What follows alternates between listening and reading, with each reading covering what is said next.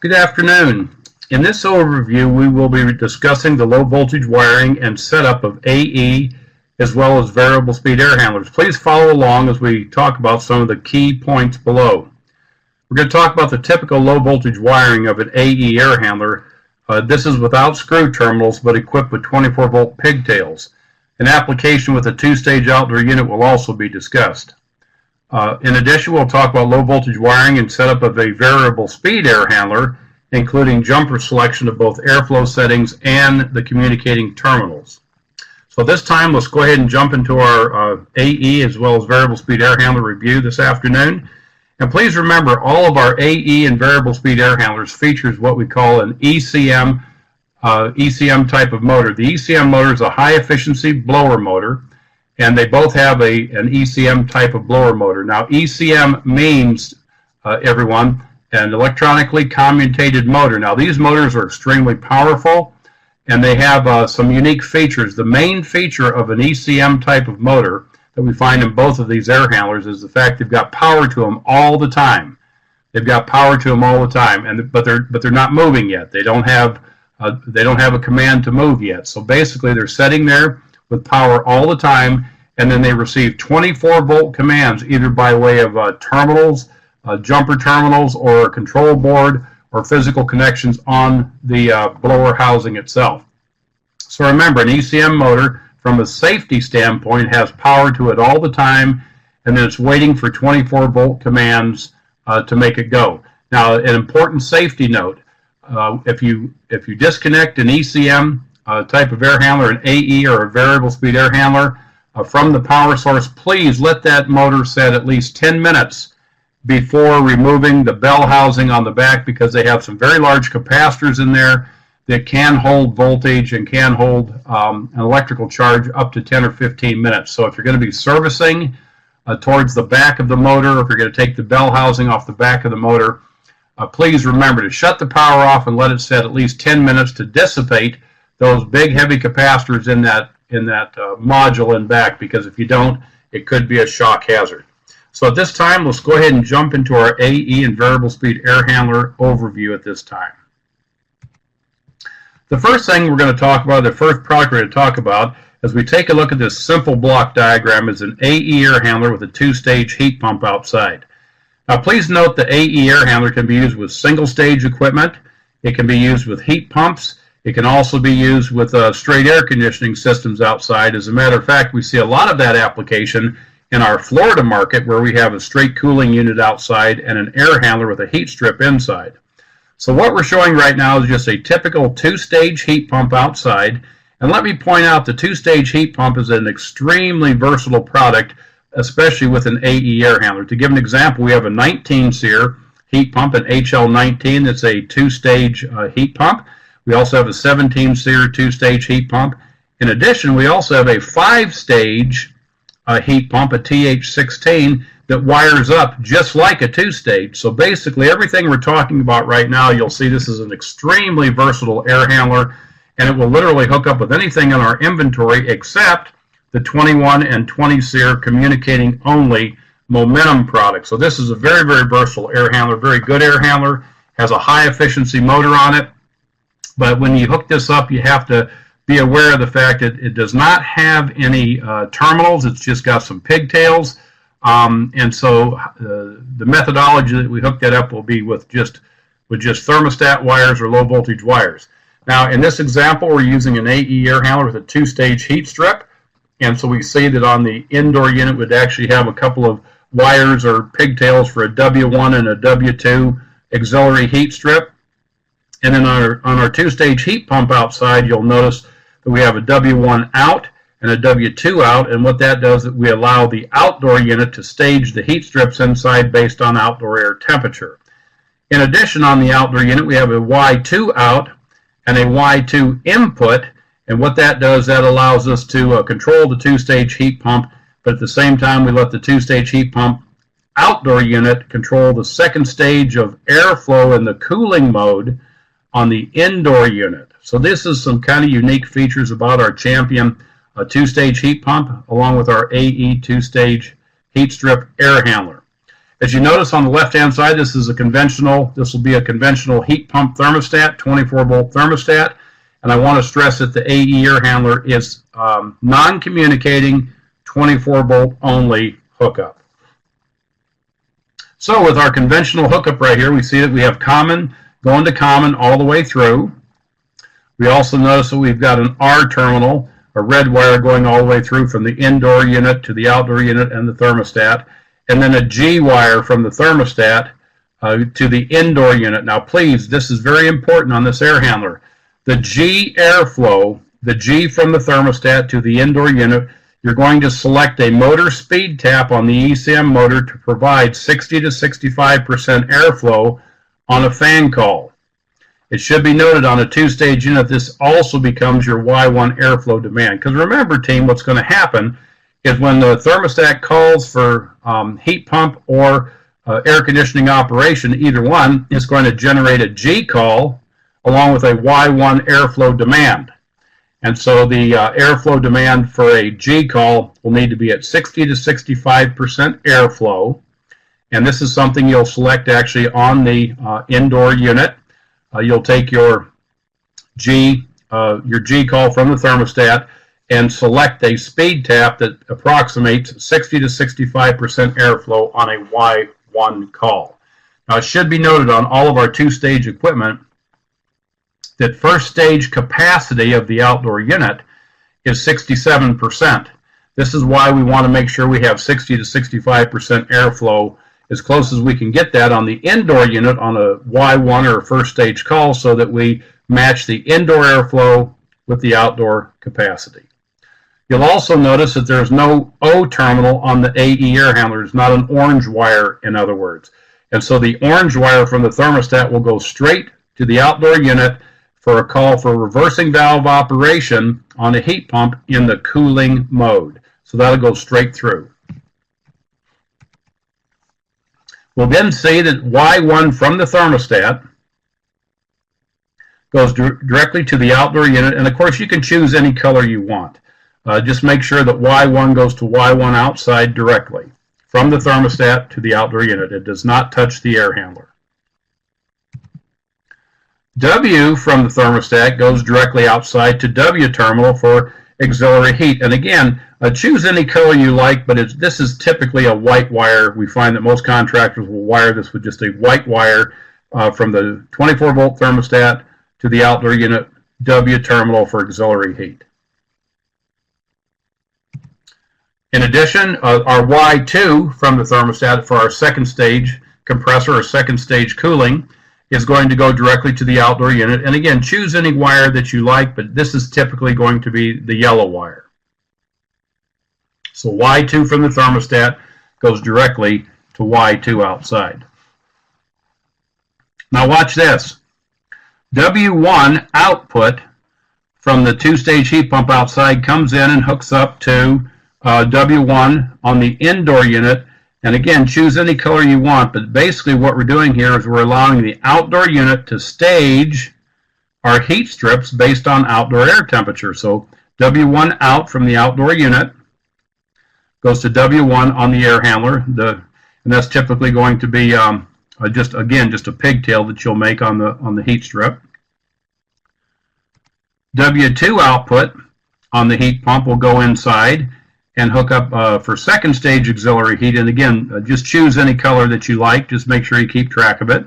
So W2 out goes to W2 on the air handler.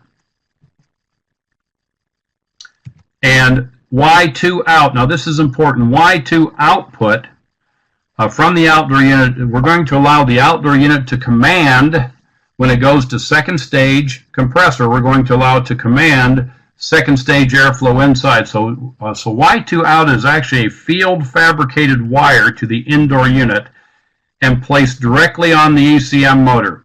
Now at this point you're going to select a motor tap to provide 100% airflow on a Y2 call, a 100% airflow, cooling airflow or compressor airflow on a Y2 call from the outdoor unit. Now remember that 100% airflow will match our second stage of our compressor on a two-stage unit. Because remember, team, first stage on the outdoor unit is 67% capacity, and we're going to match that with Y1 and G airflow inside at 65% airflow, and then a Y2 call to the outdoor unit.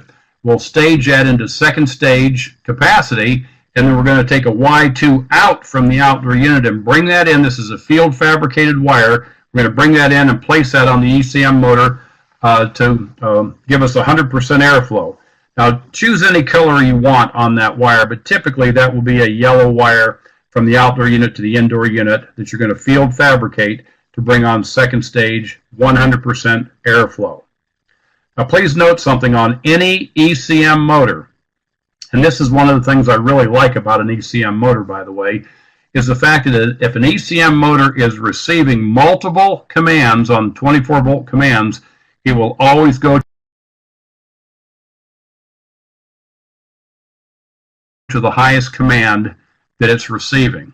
So remember, team, on an ECM motor, any ECM motor, high efficiency motor, you're going to have power to it all the time, and it's just going to be sitting there until it receives a 24-volt command.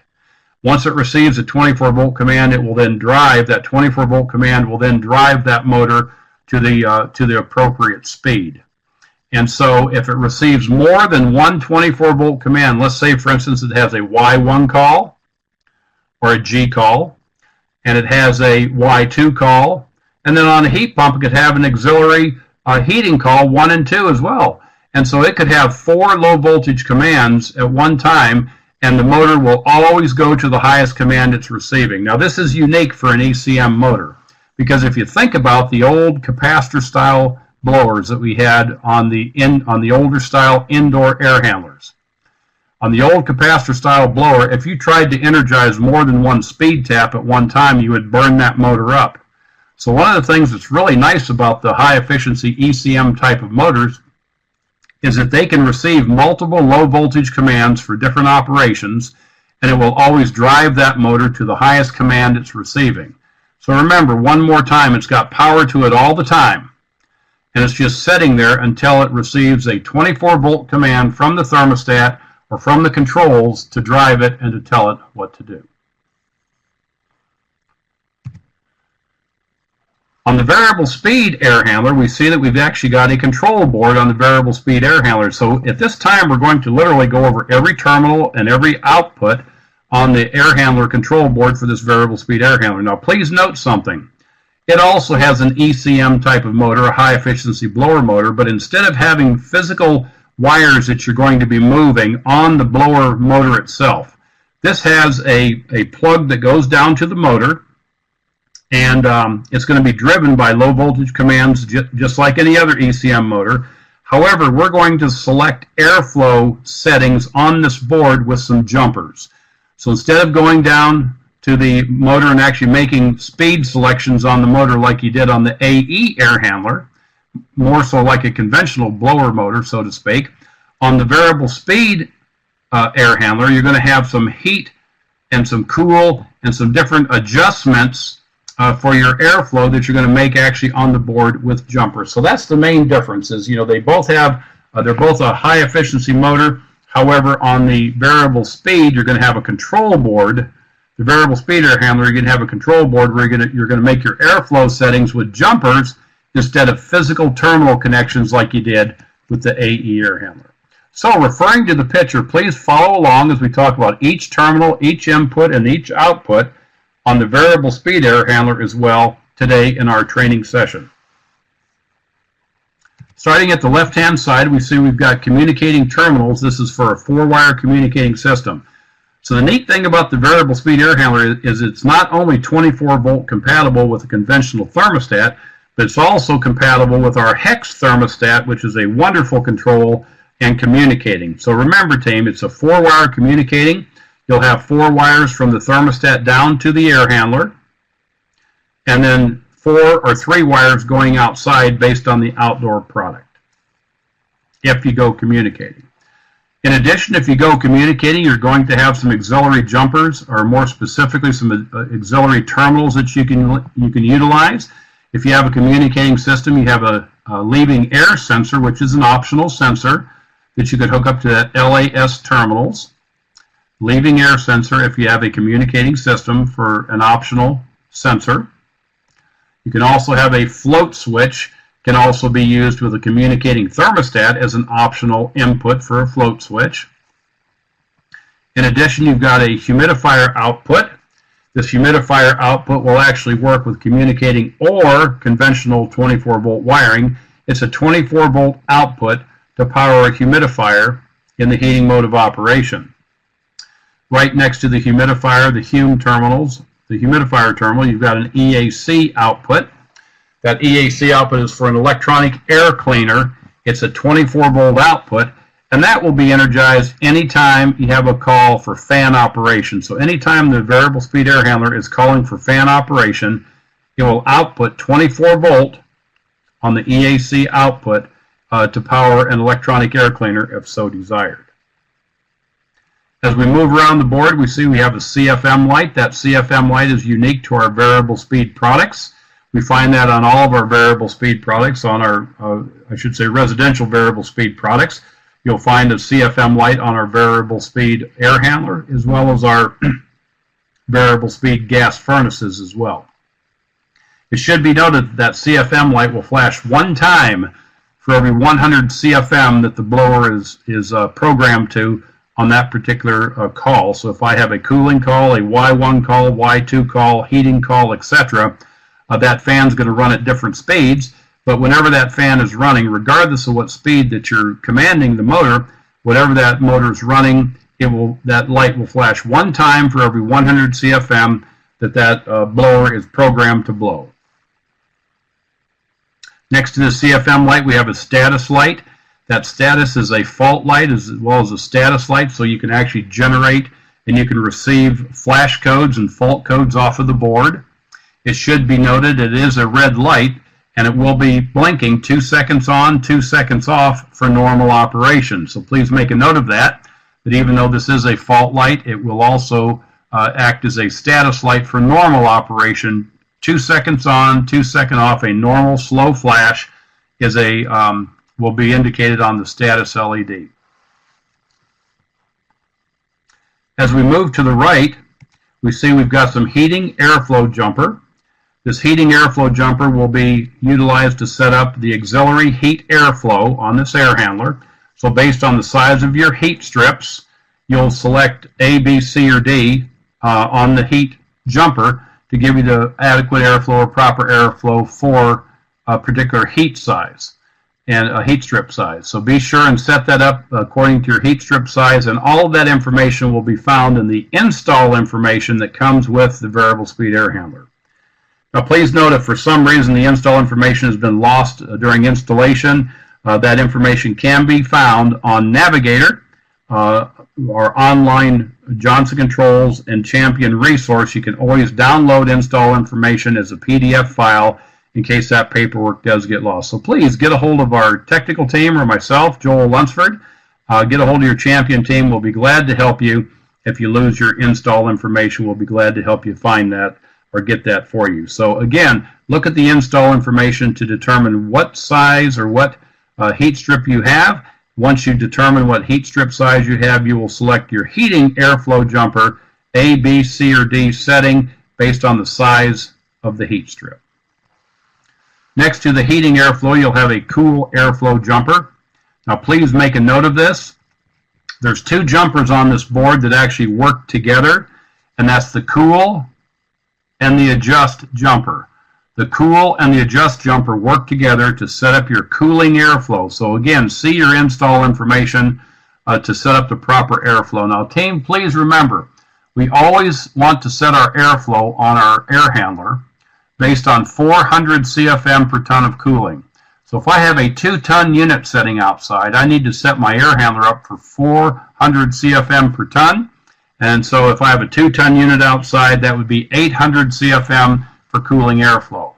If I have a 4-ton unit setting outside, 400 CFM per ton, I want to make sure and set my air handler up for 1600 CFM of airflow on a 4-ton unit. So this is very, very important that when you're setting up your cooling airflow that you use the cool and adjust jumper together to set up your cooling airflow at 400 CFM per ton. And again, please see that install information that comes with the equipment, and based on the outdoor unit, you'll have to set up that airflow when you commission the equipment. Next to the cool jumper, you'll find that there's a delay jumper. This is a cooling on delay. Let me say that again, please. A cooling on delay jumper. It has 4 selections, A, B, C, and D. That cooling on delay jumper allows you to customize a ramping profile for the fan. To give an example, on the A profile, and if you have a call, a Y call on the or Y or Y1 call on the air handler control board, the thermostat's calling for compressor operation. In other words, what will happen on the A call, it'll take about a minute or so for that fan to ramp up to full speed. And what that does, that allows the evaporator to cool down or pre-cool a little bit to help pull moisture out of the air. In addition, we have a B jumper, which is a humid jumper. Now, this is very, very important. If you have an area of the country that's very humid, you can set that jumper, that delay jumper, to B profile. And what that will do, it will allow the fan to start out very, very slow at about 50% airflow on a cooling call for a minute and a half. It'll then ramp up to about 82 to 85% airflow based on the actual air handler model you're looking at for another 6.5 minutes, and then go on up to full airflow after that timeout. And again, this is to give you a very cold evaporator on initial startup to help dehumidify the space. In addition, that C and D jumper is a temperate and dry profile based on what area of the country you're living in. So it comes from the factory on the A setting, the normal setting, but you do have additional delay, cooling delay jumper selections of B, C, and D, which is going to be humid, dry, and temperate as well. So remember, team, when in doubt, just leave it alone from the factory. But if you're in a humid environment, please remember B is the humid environment, and it works very, very well to pull extra moisture out of the air if you're in a humid environment on the B delay jumper. Right next to the delay jumper, you have an adjust jumper, and remember, this works with the cooling. Remember, cool and adjust work together. If you take a look at your install information, you'll find that the adjust airflow jumper is going to work with that cooling jumper to give you the proper amount of airflow of 400 CFM per ton of cooling when you commission the unit. So remember, please, 400 CFM per ton, you'll set up your cooling airflow with your cool and adjust jumper. Next to the adjust jumper, you're going to have a humstat. That humstat is to enable the humidistat enable function. And so if you have a humidistat on the wired into the board, which we'll discuss here in a little bit, you'll actually have a purple wire that you can use for a humidistat enable.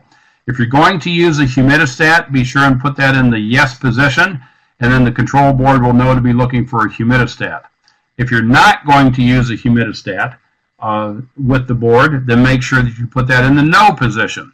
So yes for humidistat, no for no humidistat. Right next to the humstat, you're going to have a heat pump and AC jumper. And please remember to set this up. If you have this air handler on a heat pump, be sure and move that jumper to the HP or heat pump operation position, because it'll be looking for the O signal, the O terminal for the reversing valve. If you do not have a heat pump, make sure you put that jumper on AC, and that way it will ignore the O terminal or the orange wire for heat pump operation. So be sure and select the proper selection for heat pump or straight AC when you commission this air handler, because if it's on a heat pump, it has to know to look for the O terminal or the orange wire for a heat pump reversing valve operation in cooling mode. Below those jumpers, you have a model ID plug. Now, team, remember, this model ID plug has to be on the board in order for the board to function properly. And the model ID plug is just a simple wired plug between the terminals on the model ID plug. And what the model ID plug does is it tells the control board what size air handler it's hooked up to.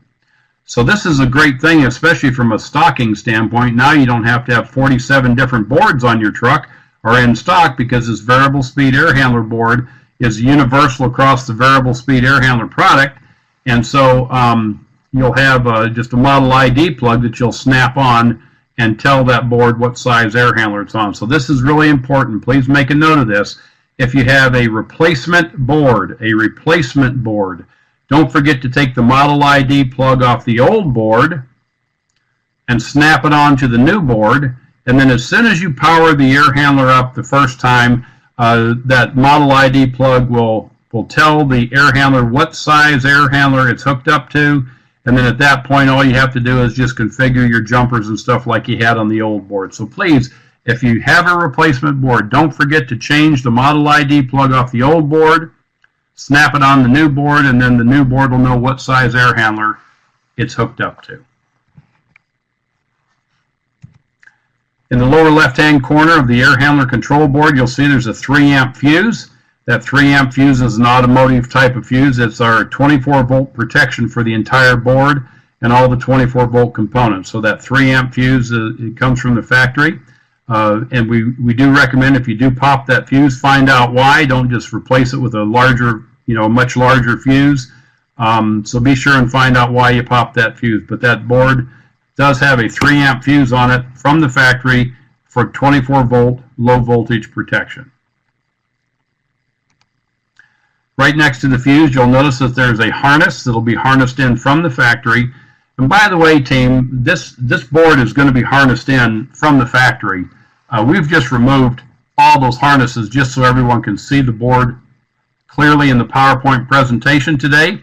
And so all of this will be already harnessed in from the factory, but this is where your blower and your heat strips will actually interface with the board with that harness.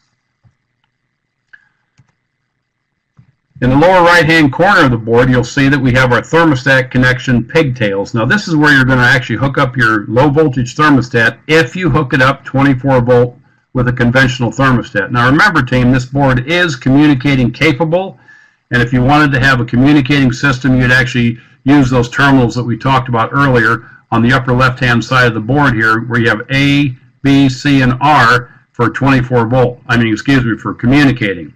But this board is perfectly capable. This variable speed air handler is perfectly capable of utilizing a conventional thermostat, 24 volt thermostat, and this is where you'd hook it up to those thermostat connections, which are going to give you some pigtails. Now typically those pigtails are about 6 inches long, and they're going to be a color-coded wire. They'll be orange and green and red and so on. We're going to talk about that here as a separate session, but this is where you're going to hook up your thermostat with these pigtails that come off of this harness in the lower right-hand corner of the board.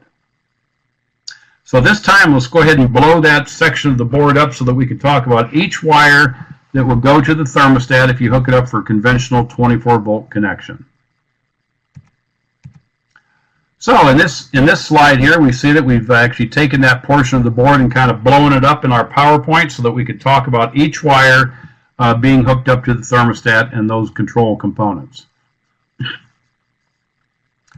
The first wire will be a red wire. That's a 24-volt hot wire, and that's going to go up to the thermostat and power up the thermostat and the associated control circuits. So R is 24-volt hot, and by the way, that is fused. That actually goes through that 3-amp fuse that we were talking about earlier. G terminal is a green wire, and that's going to be a 24-volt input from the thermostat to command the fan to run. So this is your fan on command. Y/Y2 is an input from the thermostat, calling for compressor operation, second stage compressor operation more specifically. And on the air handler, if it sees a 24-volt input on Y/Y2, it's going to drive the indoor airflow to 100% cooling airflow. So Y/Y2 is an input for 100% cooling airflow, and that's typically a yellow wire. Now watch this, Y1 is an input for 65% airflow. So if you have this on a two-stage unit, Y1 will be your first stage airflow on a two-stage unit. Y2 will be your second stage airflow, what we just discussed, for 100% airflow. But if you have a two-stage unit and the thermostat calls for Y1 first stage compressor outside, we're also going to energize this yellow and black wire, and it will drive the indoor fan to 65% airflow to match the 67% capacity on the compressor outside for Y1 first stage. Now please note, if you've got a single stage unit outside, do not use the Y1 input. Be sure and use the Y/Y2 input if you have a single stage unit outside, because remember, team, on a single stage product outside, you're going to want 100% airflow inside whenever you call for air conditioning or compressor operation. So on a single stage unit, use the Y/Y2 for 100% airflow on your Y call.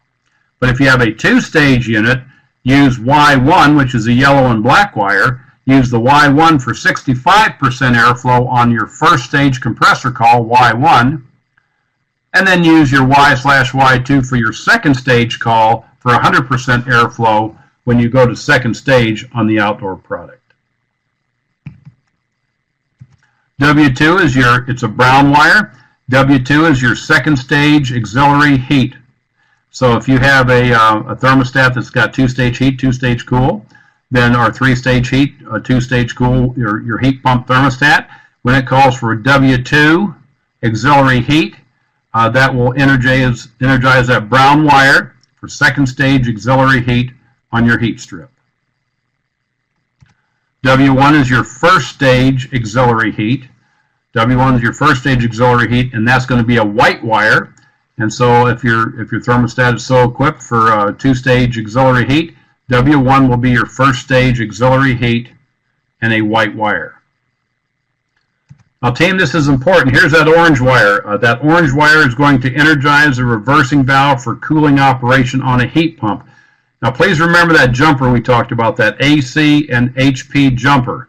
So if you have this air handler hooked up to a heat pump, please don't forget to put the HP and AC jumper up above on the board to the HP or heat pump position, because then it will know to look for this orange wire for cooling operation on a heat pump for the reversing valve.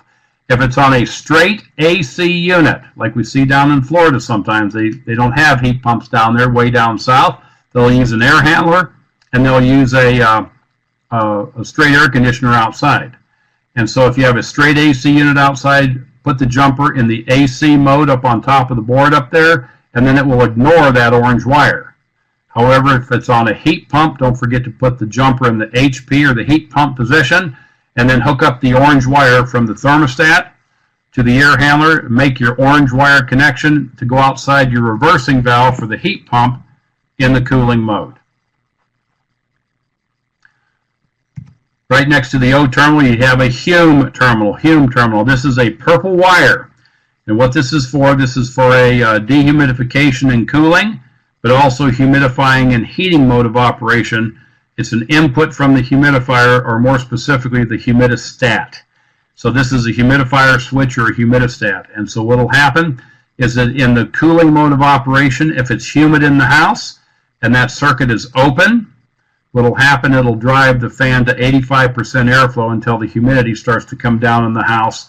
And then once that humidistat closes on a drop of humidity, that humidifier switch closes on a drop of humidity, it will then allow the cooling fan to come up to full speed.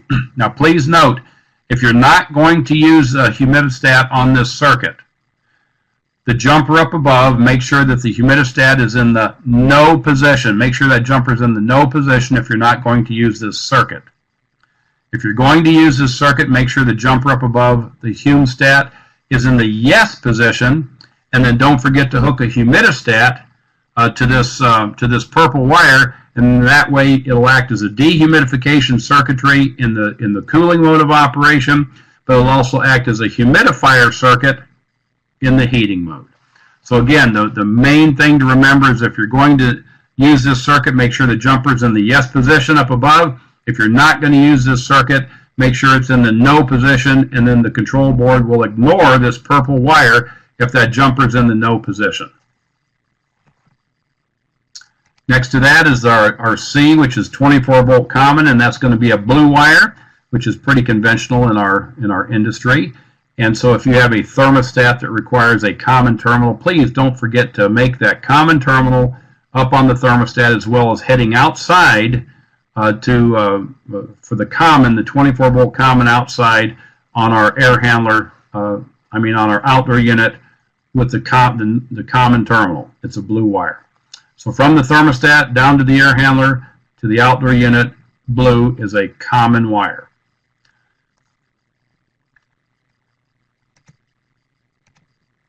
Okay, at this time, team, what we'd normally do is we'd have questions at the end of our training session, but because this is a recorded session only, we're going to go ahead and conclude with our low voltage review for our AE as well as our variable speed air handlers. And at this time, I'd like to thank you very much for your attendance and your attention to this recorded session. By all means, if you have any questions about the recorded sessions, get a hold of your Winsupply team or contact me personally. I'm Joel Lunsford.